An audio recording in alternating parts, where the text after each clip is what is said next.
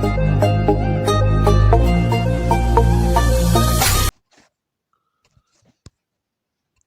Dear students, स्वागत है आपका आपके अपने YouTube channel my DDO university पे। मैं आपका educator Shubham sir dear students लेकर हाजिर हूं आज आपके लिए एक बहुत ही इंपॉर्टेंट वीडियो लेक्चर।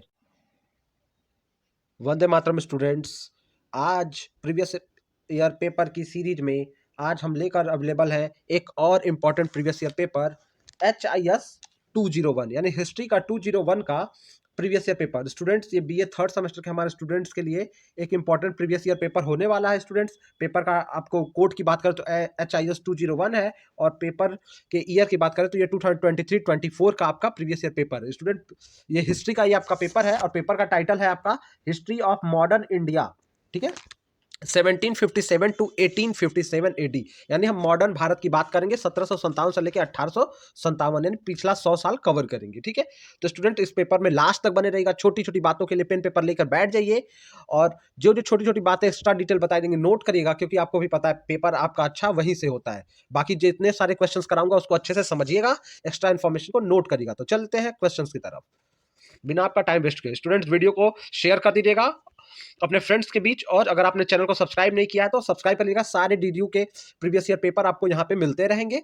आप हमारे व्हाट्सएप टेलीग्राम ग्रुप से भी चाहे तो जुड़ सकते हैं।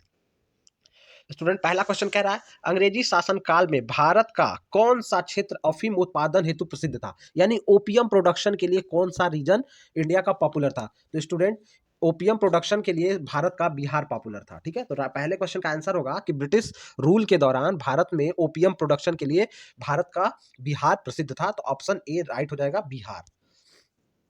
दूसरा प्रश्न देख लेते हैं क्या कह रहा है, फ्रेंच ईस्ट इंडिया कंपनी की स्थापना किस वर्ष हुई। फ्रेंच ईस्ट इंडिया कंपनी पूछ रहा है स्टूडेंट। ठीक है, थोड़ा ध्यान दीजिएगा। तो दो बातें हैं, दोनों बातें मैं बता रहा हूं, याद रखिएगा। फ्रेंच ईस्ट इंडिया कंपनी का स्थापना हुआ है 1664 में, 1664 में। French east India company was established on 1 September 1664 AD, यानी 1664 AD 1 सितंबर को इनकी स्थापना हुई है फ्रेंच ईस्ट इंडिया कंपनी को। क्वेश्चन को ध्यान से देखिएगा, अगर पूछेगा ईस्ट इंडिया कंपनी तो British east India company student 1600 में हुई है। 1 दिसंबर 1600 को ब्रिटिश ईस्ट इंडिया कंपनी की स्थापना हुई है, और फ्रेंच ईस्ट इंडिया कंपनी की 1664 में हुई है। तो इसको याद रखिएगा, कंफ्यूज नहीं होना है। स्टूडेंट, आप किस कॉलेज से वीडियो देख रहे हैं ये भी हमें कमेंट करके बताइएगा, ताकि हमें पता चले कि आप हमारे किस कॉलेज से हमसे जुड़े हैं। तो तीसरा देख लेते हैं क्वेश्चंस। कौन से पुर्तगाली ने ब्लू वाटर पॉलिसी यानी नीला जल योजना, ब्लू वाटर पॉलिसी कौन से पुर्तगीज ने स्टार्ट की थी। तो पुर्तगीज का नाम कह रहा है Francisco de Almeida, Alfonso de Albuquerque, और फ्रांसिस कैरन, और फ्रांसिस मार्टिन। तो स्टूडेंट, बिना कंफ्यूज किए हुए आपको मैं डायरेक्ट आंसर बता रहा हूँ, ये फ्रांसिस डी अल्मेडा। ये स्टूडेंट, ये फर्स्ट पुर्तगाली गवर्नर यानी फर्स्ट पुर्तगीज गवर्नर भी था। ठीक है, फ्रांसिस्को डी अल्मेडा, इसी ने ब्लू वाटर पॉलिसी स्टार्ट की थी। ठीक है, तो इसका राइट आंसर ए ही रहेगा। नेक्स्ट क्वेश्चन देखते हैं, उस शासक का नाम बताइए जिसने वास्को डिगामा का कालीकट में स्वागत किया। तो स्टूडेंट्स, आपको पता है वास्को डिगामा ने भारत की खोज नहीं की है, समुद्र भारतीय समुद्र मार्ग की खोज की है। जो रास्ता समुद्र के रास्ते भारत आता है उसकी खोज वास्को डिगामा ने की। और इसकी स्वागत जब ये 17 मई 1498 को मतलब 1498 में जब भारत आया, तो नियर अबाउट 17 मई का डेट था जब इसका स्वागत किस भारतीय राजा ने किया, जेमोरिन। तो जमेरीन इंडियन किंग ने इसका स्वागत किया स्टूडेंट। और ये कहाँ का राजा था, हिंदू राजा था, कालीकट केरल की तरफ। ठीक है, तो ये हिंदू राजा था जिसने कालीकट के क्षेत्र में इसका स्वागत किया था, किसका, वास्को डिगामा का, जब ये भारत आया था समुद्री मार्ग से। और ये प्रथम यूरोपियन बना था जो भारत आया था समुद्री मार्ग के रास्ते। वास्को डिगामा, देखिए अब मैंने पूछ ही दिया कि कब भारत आया, तो मैंने बताया ना 48 में आया। ठीक है, 1498 सॉरी 1448 मैंने कह दिया, 1498 में आया था। पहले क्वेश्चन में भी कब आया था, 1498 में ये भारत आया था स्टूडेंट, तो 1498 हो गया। ठीक है, और 98 से लेके 1498 के में ये भारत आया था। ठीक है, तो ये ईयर था। ठीक है, 1498 जब इस समुद्री मार्ग भारत आया था, और इसकी स्वागत जमोरीन नाम के राजा ने की थी। अगला प्रश्न क्या कह रहा है, भारत की तरफ आने वाले समुद्री मार्ग की खोज किसने की। अब ये भी मैंने बताया ना कि फर्स्ट इंडियन था, समुद्री मार्ग की खोज भी वास्को डिगामा ने ही की थी। तो ये पहला यूरोपियन बना था, और कहां से था, पुर्तगाल से था, डच था। अगला प्रश्न, भारत में आने वाला प्रथम यूरोपियन कौन था। तो भारत में कौन थे, तो पहला यूरोपियन भी यही था, और ये किस देश का था, डच था, यानी पुर्तगीज, सॉरी ये पुर्तगाली था, सॉरी पुर्तगीज था, डच नहीं था, पुर्तगीज था, पुर्तगाली था। ठीक है, तो फर्स्ट यूरोपियन जो भारत आए थे उसमें कौन था, वो पुर्तगीज थे। ठीक है, पुर्तगीज आए थे भारत पहले। तो ऑप्शन डी हो जाएगा, डी पुर्तगाली। अगला प्रश्न, अंग्रेज शासक चार्ल्स द्वितीय को किसकी राजकुमारी से विवाह करने के लिए मुंबई दहेज में दे दिया गया था? यानी अंग्रेजी शासक जो चार्ल्स सेकेंड था, इसने किससे मैरिज किया कि इसको जो है मुंबई को किसके रूप में, डावरी यानी दहेज के रूप में प्राप्त हो गया। तो स्टूडेंट, चार्ल्स सेकेंड का जब विवाह किससे होता है, पुर्तगाल की राजकुमारी, पुर्तगाल की वो राजकुमारी थी, और राजकुमारी का नाम भी आपको बताऊंगा, वो भी आप नोट करिएगा। अगर पूछ देता किससे हुआ था, तो Catherine of Braganza, Catherine of Braganza से, कैथरीन ऑफ ब्रेगेंजा से 1662 में हुई थी। कब हुई थी? 1662 में इसका विवाह हुआ था, और पूरे दहेज के रूप में मुंबई दे दिया गया था किसको? चार्ल्स सेकंड को। ठीक है, चार्ल्स टू को 1662 में पुर्तगालियों ने पूरा, यानी पूरे मुंबई पे किसका कब्जा था? पुर्तगालियों का था। और पूरा मुंबई किसको दे दिया था उन्होंने कि ले जाओ, इस पे तुम बिजनेस करो, यहाँ पे राज करो। अंग्रेजों को पुर्तगालियों ने दे दिया था कैथरीन के विवाह के स्वरूप, दहेज के रूप में। अगला प्रश्न देखते हैं, अंग्रेजों ने भारत में पहली फैक्ट्री कहां लगाई? तो स्टूडेंट, अंग्रेजों ने पहली फैक्ट्री पूछ रहा है, तो बहुत ध्यान से देखिएगा। अंग्रेजों ने, ब्रिटिश ने फर्स्ट फैक्ट्री सूरत में लगाई थी। पहली ये औपचारिक, यानी पहली उनकी ऑफिशियल फैक्ट्री, पहली औपचारिक फैक्ट्री इन्होंने 1613 में लगाई थी। कहां? सूरत में। कब लगाई थी? 1613 में। ये इनकी स्थायी फैक्ट्री थी।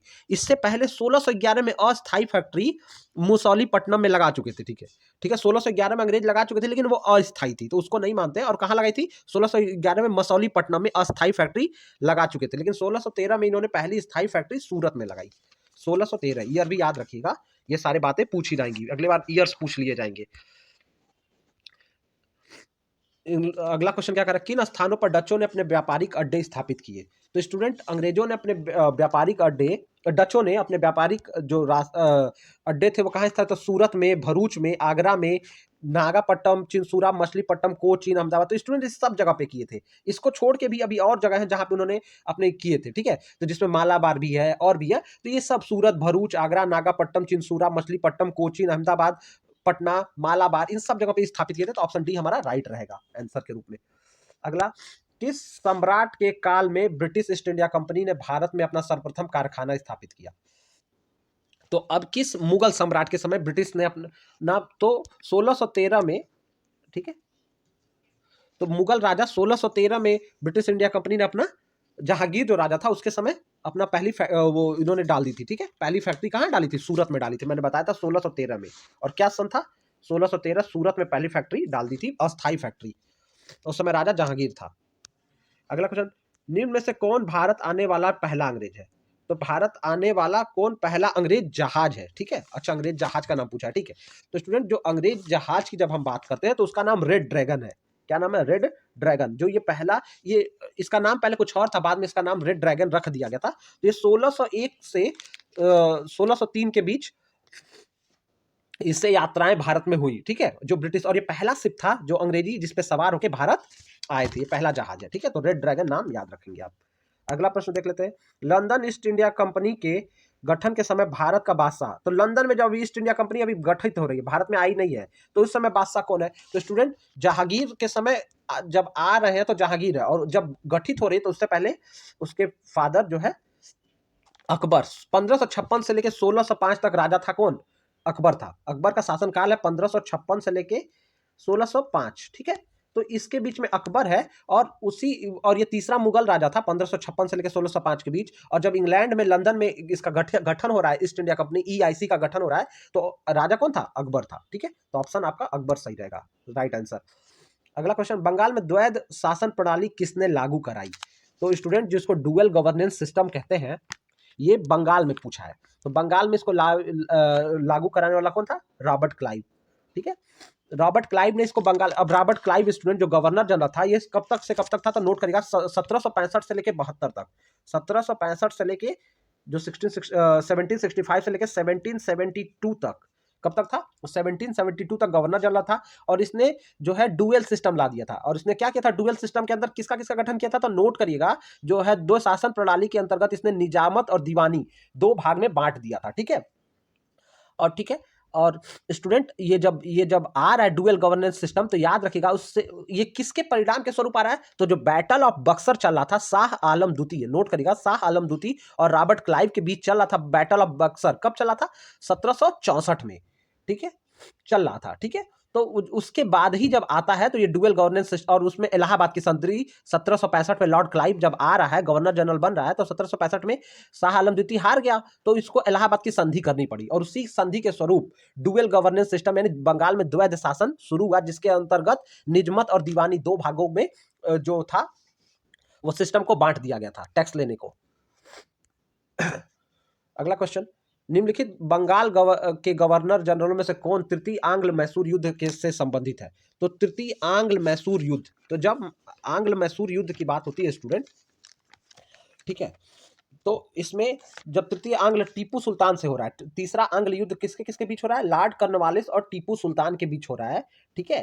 तो टीपू सुल्तान और लॉर्ड कॉर्नवालिस के बीच में हो रहा है। अभी इसके बारे में और आगे फैक्ट मैं बता देता यहीं पे, लेकिन आगे क्वेश्चन आ रहे तो वहां बताऊंगा, ठीक है, कि इस बारे में क्या क्या इंपॉर्टेंट था इस युद्ध में। चलिए आगे अभी उस पर चलते हैं।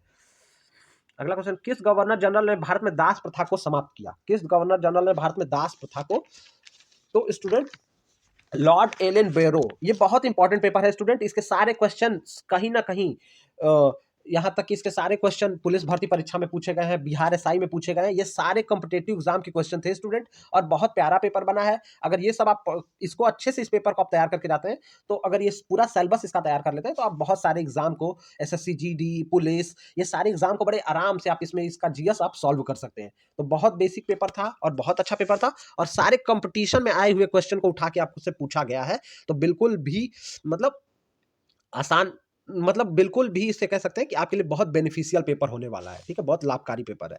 तो लॉर्ड एलन बोरो ने क्या कर दिया था 1843 में, तो एलन बोरो ने कब दास प्रथा खत्म की? तो 1843 में की, ठीक है, 1843 में कर रहा है। और लॉर्ड एलन बोरो गवर्नर कब बन रहा है? 1842 से 44 तक ये गवर्नर रहा, और इसने 43 में दास प्रथा बंद कर दिया।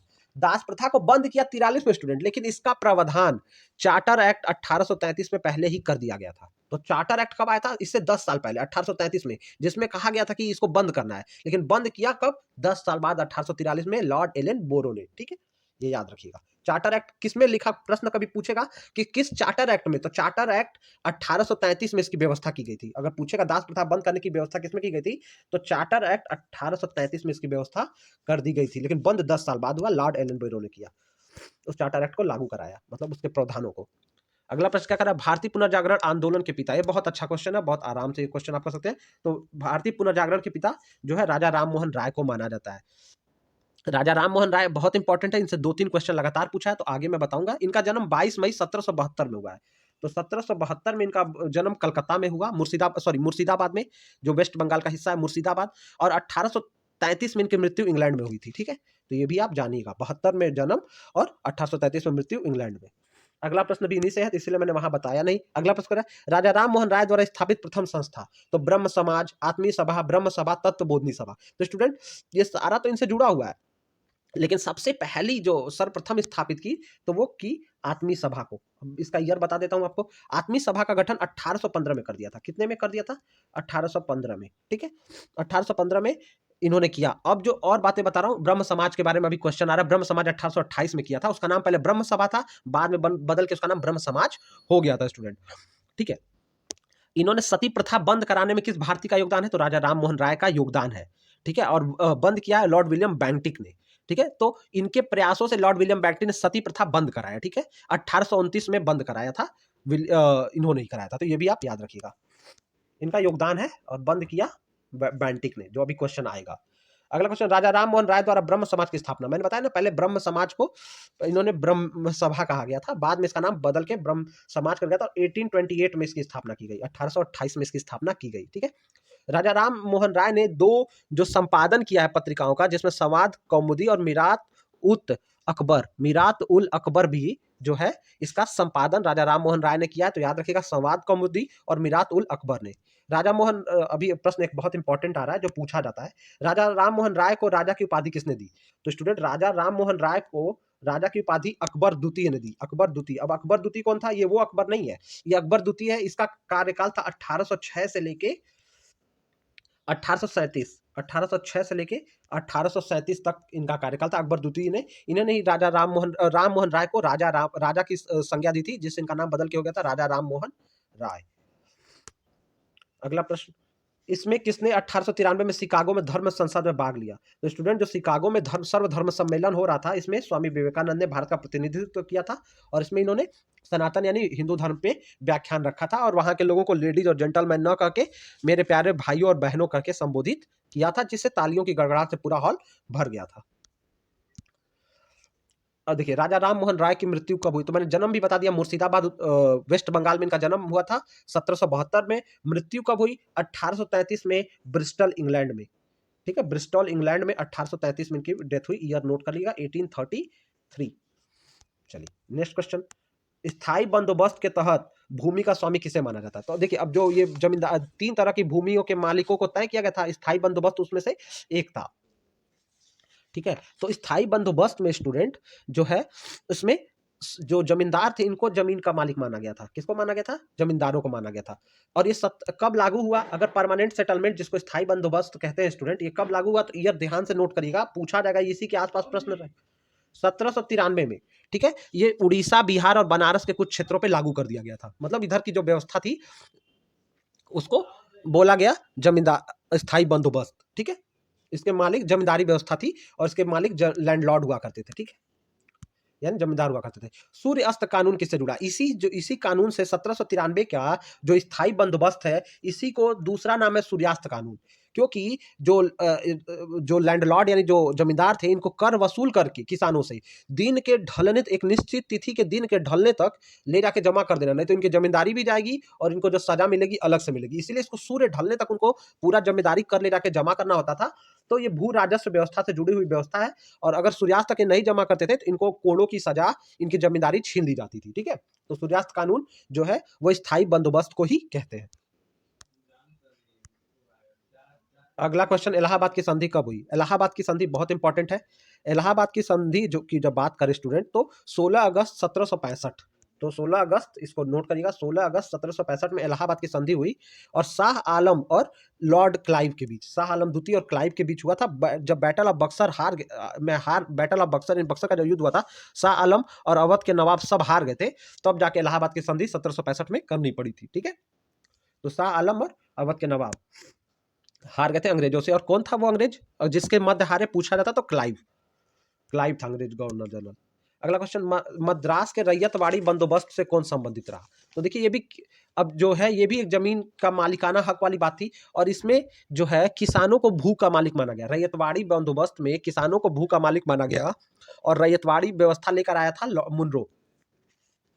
ठीक है, तो मुनरो ने लाया था 1820 में। ये मद्रास का गवर्नर कब बना था? 1820 में बना था। ठीक है, और इसने क्या कर दिया था, जो टैक्स था जमीन पे लगा हुआ उसको 1/8 यानी आधा हिस्सा टैक्स देना पड़ता था, 1/2 से कर को घटा के 1/3 कर दिया था, घटा दिया था। 1/3 को क्या कर दिया था? कर व्यवस्था में छूट दिया गया था। ठीक है, रैयतवाड़ी व्यवस्था में। और वो लाया कौन था? मुनरो लाया था। इसमें रैयतवाड़ी में मालिक कौन होते थे? किसान होते थे। ये 3-4 पॉइंट आपको क्लियर। एक क्वेश्चन में मैं आपको 3-4 क्वेश्चन के आंसर देने की कोशिश कर रहा हूं, जो बार बार ऐसे ही पेपर में पूछे जाएंगे। अगला क्वेश्चन, निम्न में से किसने धन निकासी के सिद्धांत दिया? बहुत इंपॉर्टेंट थियरी है स्टूडेंट, बहुत इंपॉर्टेंट सिद्धांत है। इसको दादा भाई नौरोजी ने दिया था। जो ड्रेन थियरी, इसको देखिए अंग्रेजी में नाम भी दे देगा कई बार, drain of wealth, theory of drain of wealth किसने दिया था? तो दादा भाई नौरोजी ने। कब दिया था? 1867। नोट करते चलिएगा, बार बार कह रहा हूं, 1867 में दिया था। इन्होंने नोट किया था स्टूडेंट, इन्होंने रिसर्च किया, नोट किया कि अंग्रेजों का मकसद भारत में बस शासन नहीं करना, यहाँ का सारा धन, जैसे ड्रेन रास्ते सारा पानी निकाल दिया जाता है ना, तो इसी तरह अंग्रेज यहाँ बैठे हुए यहाँ का सारा धन कहाँ भेज रहे हैं? इंग्लैंड निकाल रहे हैं, यहाँ से सारा धन उठा उठा के इंग्लैंड भेज रहे हैं। उसी को ड्रेन थियरी नाम इन्होंने दिया था कि भारत को ड्रेन की तरह खाली किया जा रहा है। लॉर्ड कॉर्नवालिस का स्थायी बंदोबस्त लागू किया गया। तो स्थायी बंदोबस्त जो लॉर्ड कॉर्नवालिस लाया था, ये भी आप याद रखिएगा। ठीक है, और 1793 में आया था, मैंने बताया। अब उसी को सूर्यास्त कानून भी कहा गया। उसके भूस्वामी जो है जमींदारों को माना गया। ठीक है, और एक दिन के ढलने तक, निश्चित तिथि के दिन के ढलने तक उनको सारा टैक्स जमा करने के नाते इसको सूर्यास्त कानून कहा गया। अदरवाइज उनको बहुत ज्यादा दिक्कतों का सामना करना पड़ता। ठीक है, अगला क्वेश्चन, कौन सा मैच गलत है? तो अब जरा देखिएगा कौन सा गलत है। तो लॉर्ड कॉर्नवालिस ने स्थायी बंदोबस्त की, सही है। लॉर्ड वेलेस्ली ने सहायक संधि लाया, सब्सिड्यूरी अलायंस, तो ये भी सही है। दोनों सही हो गया। परमानेंट सेटलमेंट हो गया आपका लॉर्ड कॉर्नवालिस, लॉर्ड वेलेस्ली लाया आपका सब्सिड्यूरी अलायंस यानी सहायक संधि। अब देखते हैं स्टूडेंट, लॉर्ड हेस्टिंग ने लाया द्वितीय आंग मराठा युद्ध, यहाँ पे गलत हो जाता है, ये वाला जो पेयर है ये गलत बना है। और चौथा भी देख लेते हैं, लॉर्ड विलियम बेंटिक ने 17 रेगुलेशन ऑफ 1829 लाया, तो ये सही है। इसके अंतर्गत आपको सती प्रथा था बंद करने का नियम मिलेगा। तो ये तीसरा वाला सिस्टम हमारा गलत है, क्योंकि लॉर्ड हेस्टिंग नहीं लाया था। सेकंड एंग्लो मराठा समय लॉर्ड वेलजली था। कौन था? लॉर्ड वेलजली था, लॉर्ड हस्टिंग नहीं था, लॉर्ड वेलजली था। और 1802 में जो द्वितीय मराठा युद्ध हुआ तो वो बासिन की संधि पर खत्म हुआ था, बासिन के संधि के विरुद्ध ये खत्म हुआ था। ठीक है, तो ये आप याद रखिएगा। अगला क्वेश्चन, रणजीत सिंह किस मिसल के थे, यानी किस जो समुदाय का जो एक हिस्सा होता है, तो किस मिसल से रणजीत सिंह बिलोंग करते थे? तो स्टूडेंट सुकर चकिया, सुकर चकिया जो था इस मिसल का एक समुदाय है उनका, सिख समुदाय के अंतर्गत एक वर्ग है। तो ये सुकर मिचिया जो मिसल के थे, ठीक है। इनके पिता का नाम महा सिंह था या माहन सिंह था, माता का नाम राज कौर था। 1780 के आसपास का समय था, ठीक है, 1780 के आसपास। तो आप सुकर चकिया से थे, ये भी आप याद रखिएगा। राजा महाराजा रणजीत सिंह के पिता का नाम ये मैंने पहले बता दिया, सरदार महा सिंह या माहन सिंह भी मिल जाता है कहीं कहीं पढ़ने को। और इनकी माता का नाम राज कौर था, ठीक है, तो वो भी आप याद रखिएगा, पूछा नहीं है, कहीं और पूछा जा सकता है। 1755 के डिंडीगुल मैसूर में एक आधुनिक शस्त्रागार की स्थापना की। ये बहुत important question student, Bihar BPSC में भी ये प्रश्न पूछा गया, यूपीएससी सिविल सेवा 2020 में भी ये प्रश्न पूछा गया था, ठीक है। तो इसकी स्थापना डिंडीगुल में हैदर अली ने की थी। जो अंग्रेजों के खिलाफ ये क्या बना रहा था, अपनी फैक्ट्री लगा रहा था जिसमें गोला बारूद बनाया जा सके। तो डिंडीगुल में फ्रांस किसकी सहायता लेके, फ्रेंच की, फ्रांस के सैनिकों की सहायता लेके ये काम कर रहा था। अगला प्रश्न देखते हैं, प्रथम आंग्ल मैसूर युद्ध 1766 से लेकर 1769 तक जो लड़ा गया, इसमें विजयी कौन हुआ? तो जो एंग्लो मैसूर वार था स्टूडेंट, ये 3 से 4 प्रमुख एंग्लो मैसूर वार है। तो पहला जो है 1766 से लेकर 1779 तक लड़ा गया, इसमें हैदर अली ने अंग्रेजों को हरा दिया। हैदर अली ने किसको कर दिया, हारे कौन, अंग्रेजों को हरा दिया। और मद्रास की संधि हुई थी। अगर पूछा जाए इसमें कौन सी संधि हुई, तो मद्रास की संधि हुई। प्रश्न बार बार पूछा जाता है तो मैं बता रहा हूँ, मद्रास की संधि, ठीक है, याद रखिएगा। और हैदर अली ने अंग्रेजों को हराया। अब जो कुछ और बातें बताऊंगा वो भी याद रखिएगा। जो दूसरा स्टूडेंट युद्ध हुआ 1780 से लेकर 1784, जिसके द्वितीय मैसूर युद्ध बोला गया, हैदर की मृत्यु हो गई और इसमें मैंगलोर की संधि हुई। तो इसमें हैदर अली जो था वो उसके हार गया, मृत्यु भी हो गई और मैंगलोर की संधि करनी पड़ी दूसरा में। जो तीसरा लड़ा गया 1790 से लेकर 92 तक, जो ये वाला प्रश्न पूछ रहा है, अब ये तीसरा एंग्लो मैसूर युद्ध है। पूछ कर रहा है श्री अंग्रेजों ने श्रीरंगपट्टनम की संधि किसके साथ की? तो जो ये हैदर अली का बेटा, जो दूसरे युद्ध में हैदर अली हार गया था, तो तीसरे में इसका बेटा टीपू जो था वो लड़ रहा था और टीपू को हारना पड़ा। तो टीपू सुल्तान के साथ अंग्रेजों ने श्रीरंगपट्टनम की संधि की। जो तीसरा आंग्ल मैसूर युद्ध था 1790 से 92 तक लड़ा गया। 1790 से 92 तक ये तीसरा आंग्ल मैसूर युद्ध है, नोट करिएगा। तो आप चारों आंग्ल मैसूर युद्ध पढ़ के जाइएगा, एंग्लो मराठा युद्ध भी पढ़ के जाइएगा, इससे प्रश्न बहुत ज्यादा मिलेंगे आपको, ठीक है। अगला क्वेश्चन, टीपू सुल्तान ने अंग्रेजों के साथ युद्ध में कब मारे गए? तो अब जो स्टूडेंट जो ये कब मारे गए, तो स्टूडेंट जब इसकी बात आ जाती है, जो हमारा 35वां प्रश्न है, तो इनके मरने की बात जब की जाती है तो 1799 में, 1799 में इनको अपने प्राणों से हाथ धोना पड़ा, ठीक है। और वो चौथा आंग्ल मैसूर युद्ध लड़ा जा रहा था, ठीक है। और लॉर्ड वेलजली उस समय गवर्नर था। तो कौन गवर्नर था इस समय इंग्लैंड का? ठीक है, तो लॉर्ड वेलजली था, ठीक है। 1799 में ये मारे गए थे, ठीक है, ये भी आप याद रखिएगा। और ये जो टीपू सुल्तान ये मारे गए, ठीक है। अगला प्रश्न, रणजीत सिंह को प्रसिद्ध हीरा किससे मिला? ये तो कई बार प्रश्न आ भी चुका है। तो स्टूडेंट रणजीत सिंह को ये जो हीरा मिला था वो शाह सूजा से मिला था। शाह सूजा 1813 में शाह सूजा को कहीं और से मिला, फिर शाह सूजा को ये देना 1813 में अपनी जान बचाने के लिए, अपने दूसरे मतलब लोगों से बचाने के लिए शाह सूजा ने 1813 में जो है ये रणजीत सिंह से मिले और इनके साथ इनकी दोस्ती को वो कर लिया, स्वीकार किया। और इन्होंने दोनों इनको मिलकर शाह सूजा को जो था उधर वहां का राजा बनाने का निश्चय किया था रणजीत सिंह ने, और इसी के बदले इन्होंने अपना हीरा उनको दे दिया था दोस्ती में। अगला क्वेश्चन, सिख साम्राज्य का अंतिम राजा कौन था? सिख साम्राज्य का अंतिम राजा की बात करें तो दिलीप सिंह, दलीप सिंह जो लिखा है, दिलीप सिंह भी कहा जाता है। इन्होंने ही क्या किया, जो ये इनके बेटे थे, इन्होंने क्या किया था, कोहिनूर को जो अंतिम राजा थे, अंतिम सिख राजा थे, इन्होंने हीरा किसको सौंप दिया था? अंग्रेजों के साथ संधि में इनको अंग्रेजों को सौंपना पड़ गया। तो दिलीप सिंह थे जिन्होंने, यही अंतिम सिख राजा थे, इन्होंने कोहिनूर सौंपा। अगर प्रश्न पूछता है तो याद रखना है। बासिन की संधि, जिसको बेसिन की संधि 1802 में हुई, पुणे में हुई थी, किसके किसके बीच हुई थी? तो मैंने बताया था बासिन की संधि किसके किसके मध्य हुआ, तो बाजीराव द्वितीय और ब्रिटिश कर्मचारियों के मध्य, बाजीराव द्वितीय और जो ईस्ट इंडिया कंपनी, तो उसी को अंग्रेज लिखा हुआ है, तो ईस्ट इंडिया कंपनी और बाजीराव द्वितीय के बीच में हुआ था बासिन की संधि।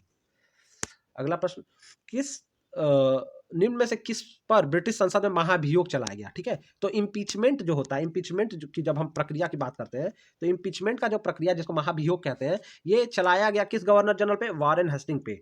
इसके क्रूर शासन की वजह से और क्रूर भारत में अनीतिपूर्ण काम करने की वजह से इस पे मुकदमा चलाया गया था, लेकिन बाद में इसको मुकदमे से मुक्त कर दिया गया था सरकार के सेवा को देखते हुए। लेकिन इसी पे महाभियोग की प्रक्रिया चलाई गई थी, किसने गलत तरीके से भारत में क्या किया है? अंग्रेजी शासन को चलाया है। बाकी सब तो अंग्रेज एक ही जैसे थे। अगला प्रश्न, आंग्ल नेपाल युद्ध किसके शासनकाल में हुआ था? तो आंग्ल नेपाल युद्ध स्टूडेंट जो था, एंग्लो नेपाल वार, जिसको गोरखा वार के नाम से जाना जाता है, ये किसके किसके मध्य लड़ा गया? तो लॉर्ड हस्टिंग था उस समय। गवर्नर जनरल कौन था? गोरखा युद्ध 1814 से 1816 के बीच में लड़ा गया। 1814 टू 1816 का टाइम रहा होगा, जिसको गोरखा वार भी कहा जाता है, और ये लॉर्ड हस्टिंग के और गोरखाओं के बीच में लड़ा गया। रेगुलेटिंग एक्ट किस वर्ष पारित किया गया? रेगुलेटिंग एक्ट, ठीक है, तो रेगुलेटिंग एक्ट स्टूडेंट, जब हम रेगुलेटिंग एक्ट की बात करते हैं, तो इसमें से मुझे कोई सही नहीं लगा, ठीक है, आप खुद भी इसको चेक कर लीजिए, सारा ऑप्शन गलत है। एग्जैक्ट आंसर है 1773 में, जो कहीं दिख नहीं रहा, 72 दिख रहा है, लेकिन एग्जैक्ट ईयर की जब बात करें तो 1773 में जो है रेगुलेटिंग एक्ट जो है ब्रिटिश पार्लियामेंट में पास किया गया था, ठीक है, 1773 आंसर आपका होगा, आप खुद भी देखिएगा। अगला प्रश्न, 1 नवंबर 1858 को महारानी विक्टोरिया का घोषणा पत्र सुनाया था पढ़कर लॉर्ड कैनिंग ने, कहां पे पढ़ा था? ये पूछने का मतलब है कि 1 नवंबर 1858 को महारानी विक्टोरिया का घोषणा पत्र लॉर्ड कैनिंग ने कहां पे पढ़ा था? तो स्टूडेंट इलाहाबाद के जो है आजाद पार्क में, चंद्रशेखर आजाद पार्क, जिसको उस समय अल्फ्रेड पार्क भी कहा जाता था, अभी भी कहा जाता है, तो अल्फ्रेड पार्क से बाद में उसका नाम बदल के आजाद पार्क रख दिया। तो इलाहाबाद के आजाद पार्क में 1858 में महारानी विक्टोरिया का घोषणा पत्र लॉर्ड कैनिंग ने पढ़ा था, जिसमें अंग्रेजी व्यवस्था को ईस्ट इंडिया कंपनी से लेकर पूरी तरह से किसके हाथ में दे दिया गया था? वो इंग्लैंड ने, मतलब महारानी के ताज के अधीन कर दिया गया था, और सीधे उनको महारानी के हाथों में दे दिया गया था। और उस समय महारानी कौन थी इंग्लैंड की? महारानी विक्टोरिया नेतृत्व कर रही थी, ये भी आप याद रखिएगा। भारत में पहली रेलवे लाइन कब शुरू हुई? तो स्टूडेंट, भारत में पहली रेलवे लाइन मुंबई से ठाणे, यानी मुंबई के बोरीबंदर से लेके ठाणे तक चली थी, और यह समय था 1853, 16 अप्रैल तारीख थी, 16 अप्रैल 1853, ठीक है। तो पहला ऑप्शन जो है वो सही है, बोरीबंदर से, यानी मुंबई से ठाणे या बोरीबंदर से ठाणे तक चली थी, 14 किलोमीटर लंबी थी। कितनी किलोमीटर? 34 किलोमीटर लंबी थी, सॉरी, 34 किलोमीटर लंबी लाइन थी, 400 लोग ने यात्रा किया था, और 14 डब्बे लगे हुए थे, 14 डब्बे लगभग लगभग लगे हुए थे, ठीक है, ऐसा माना जाता है।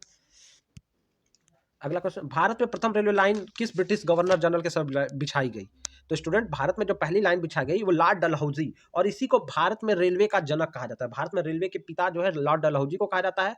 लॉर्ड डलहौजी जो का शासनकाल की बात करें तो 1848 से लेकर 1856, 1848 से लेकर 56 तक था स्टूडेंट, और 1848 से 56 तक का था इसका शासनकाल, और 56 में इसने विधवा पुनर्विवाह अधिनियम भी लागू किया था। तो ये भी याद रखिएगा कि लॉर्ड जो डलहौजी था, 1856 में इसने विधवा पुनर्विवाह अधिनियम भी लाया था, तो विधवा पुनर्विवाह भी खत्म इसने किया था। भारत में रेलवे लाइन बिछाने के लिए भी ये जाना जाता है, और इनको रेलवे लाइन का जनक भी कहा जाता है भारत में। सती प्रथा पे पाबंदी किसने लगाई? तो सदी वही राजा राम मोहन राय ने इसके खिलाफ बहुत पत्र लिखे, और उससे प्रभावित होकर लॉर्ड विलियम बेंटिक ने, जो कौन था अंग्रेजी गवर्नर जनरल, 1829 में इसने सती प्रथा पे रोक लगाई, और किसके प्रयासों से? राजा राम मोहन राय के प्रयासों से। तो ये सब नोट करते चलेगा, वीडियो फास्ट लगेगा स्टूडेंट, स्लो करके नोट करिएगा। और स्टूडेंट, अगर आप चाहते हैं कि मैं आपको एक महामैराथन करा दूं आपसे इससे रिलेटेड, तो कमेंट में महामैराथन लिखिएगा, मैं आपको महामैराथन कराऊंगा। किस कॉलेज से आप वीडियो देख रहे हैं वो भी बताएगा, और वीडियो को शेयर जरूर करिएगा, तभी मैं अगला वीडियो लेकर आ पाऊंगा। मैं आपसे बता रहा हूँ क्लियरली। सहायक संधि किसके काल में क्रियान्वित किया गया? यानी जो सब्सिडियरी थी ट्रीटी जो थी, सब्सिडियरी ट्रीटी थी स्टूडेंट, तो जब हम उसकी बात करते हैं तो वो कब लागू की गई? तो वो लॉर्ड वेलजली सहायक संधि का वो क्रियान्वित किया गया 1798 में। लॉर्ड वेलजली जो ऑप्शन बी है इसके समय, ठीक है, लॉर्ड वेलजली ने 1798 से लेके 1803 तक ये गवर्नर रहा। 1798 से लेके 1803 तक ये गवर्नर जनरल रहा, ठीक है। 1803 तक जब ये रहा तो लॉर्ड वेलजली, तो इसने 1798 में ही सहायक संधि लाया था, ठीक है। तो लॉर्ड वेल्जली सहायक संधि, जिसके अंतर्गत उनका जो अंग्रेजों की दासत्व जो सत्ता जो मतलब राजघराना स्वीकार कर लेता, तो अंग्रेज कहते हम तुम्हारी मदद करेंगे, और बाद में वो नाम के बस राजा रह जाते थे, और इसी तरह करके उसने कई राज्यों को हड़प लिया था। यही सहायक संधि, और इसका वजह था कि झांसी की रानी ने भी युद्ध लड़ा था, वो सारा उसी में आता है। अगला क्वेश्चन, कौन कलकत्ता का संस्थापक था? कोलकाता का संस्थापक कौन, किसे माना जाता था? तो स्टूडेंट, कोलकाता का संस्थापक जॉब चारनाक को माना जाता है, जॉब चारनाक को। अब एक बहुत इंपॉर्टेंट बात बताऊंगा, नोट करिएगा स्टूडेंट। जो कलकत्ता है 1690 में, ये कोलकाता में एक ईस्ट इंडिया कंपनी का एजेंट के रूप में आया। कब आया? 1690 में, ठीक है। अब स्टूडेंट आया, ठीक है, 1690 में एक ईस्ट इंडिया कंपनी के एजेंट के रूप में ये पहुंचा था, और ये पहुंचा था सूता नीति। देखिए, कलकत्ता 3 जो मुख्य जगहों को मिला के कलकत्ता बनता है, सूता नीति, कालीकत्ता कालीकता और गोविंदपुर, ये तीनों को मिला के आज का कलकत्ता कहा जाता है। तो ये सूता नीति पे पहुंचा था, और वहां पे एक फैक्ट्री लगा दी थी इसने, तो इसको माना जाता था इसने कोलकाता का क्या किया, संस्थापक था। लेकिन स्टूडेंट, एक बात और बता दे रहा हूं, जो मतलब पूछा नहीं जाएगा लेकिन बता रहा हूं, 2003 में कोलकाता हाई कोर्ट ने जॉब चारनाक का नाम कलकत्ता के संस्थापक से हटा दिया है। अभी ये कलकत्ता का संस्थापक नहीं रहा है, क्योंकि लोगों ने माना कि ये, कोर्ट ने माना कि इसने कलकत्ता का स्थापना नहीं कराया था। भले ही इसने सूता नीति में फैक्ट्री लगाई थी, लेकिन ये कलकत्ता का संस्थापक नहीं है। तो 2003 में कलकत्ता हाईकोर्ट ने इसका नाम कलकत्ता के संस्थापक से हटा दिया है। सत्यार्थ प्रकाश किसके द्वारा लिखा गया? तो स्टूडेंट, सत्यार्थ प्रकाश बहुत इंपॉर्टेंट प्रश्न भी है, कई बार कंपटीशन में पूछा गया है। तो सत्यार्थ प्रकाश जो है स्वामी दयानंद सरस्वती की एक प्रमुख रचना है, ठीक है। इन्हें ये इनकी एक प्रमुख रचना है, ठीक है, दयानंद सरस्वती, ठीक है। स्वामी दयानंद सरस्वती ने ही कहा था, भारतीयों के लिए भारत नाम का नारा दिया था, वेदों की ओर लौटो नाम दिया था, और इनको आधुनिक भारत का निर्माता कहते हैं। और किसने कहा इनको, अगर पूछता है स्वामी दयानंद सरस्वती को किसने कहा आधुनिक भारत का निर्माता, तो सर्वपल्ली डॉक्टर सर्वपल्ली राधाकृष्णन, जो भारत के दूसरे राष्ट्रपति थे, उन्होंने कहा, जिनके नाम पे हम शिक्षक दिवस मनाते हैं, उन्होंने इनको आधुनिक भारत का निर्माता कहा था। अगला प्रश्न, लोक हितवादी के नाम से किसे जाना जाता है? तो लोक हितवादी के नाम से जो है गोपाल हरि देशमुख को जाना जाता है, ऑप्शन ए, ठीक है, गोपाल हरि देशमुख, ठीक है। ये समाज सुधारक थे, ठीक है। 1823 से लेकर 1892 तक इनका समय रहा है। 1823 में जन्म, 1892 में मृत्यु, और एक समाज सुधारक थे, और इन्होंने बहुत ज्यादा काम किया है, ठीक है। तो इनको लोक हितवादी के नाम से जाना जाता है। ये भारत में पुनर्जागरण में योगदान इनका भी है, राजा राम मोहन राय के साथ। और अंतिम प्रश्न देख लेते हैं स्टूडेंट, किस युद्ध में अंग्रेजों ने फ्रांसीसियों को पूरी तरह से परास्त कर दिया? तो स्टूडेंट, फ्रांसीसियों को पूरी तरह से अंग्रेजों ने बंडीवास की लड़ाई में, बैटल ऑफ बंडीवास जो 1760 में हुआ था, पूरी तरह से फ्रांसीसियों को अंग्रेजों ने क्या कर दिया था, परास्त कर दिया था, ठीक है। तो स्टूडेंट, इस तरह से 50 क्वेश्चन कवर किया है। अगर आप महामैराथन सेशन चाहते हैं तो आप कमेंट करिएगा, मैं लेके आऊंगा, कोशिश करूंगा जितने ज्यादा कमेंट्स आपके मिलेंगे तो मैं लेके आने की कोशिश करूंगा। अच्छा रिस्पांस रहा तो स्टूडेंट, आपको आपके एग्जामिनेशन के लिए गुड लक। मिलते हैं नेक्स्ट वीडियो में। किसी और पेपर का प्रीवियस ईयर चाहते हैं तो कमेंट करके बताइएगा।